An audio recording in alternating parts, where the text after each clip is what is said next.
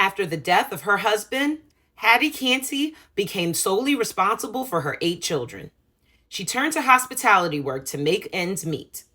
There, she would throw herself into the Culinary Workers Union, cooking up change. In 1961, Hattie Canty and her family started new lives in Las Vegas.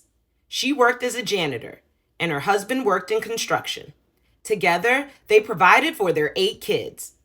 In 1975, Canty's husband met an untimely death from lung cancer.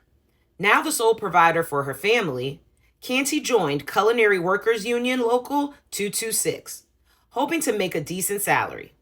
She quickly became an advocate for her fellow service workers. Union leadership took notice. Canty was soon president of Culinary 226.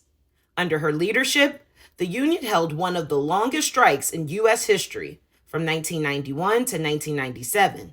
The strike cost the company they were fighting against an estimated $1 billion. But Canty didn't rest on that victory. Her life's work ensured that hospitality workers would be paid fair wages and receive health care benefits. Canty turned the tragedy of her husband's death into a life of service that benefited her and others in her community.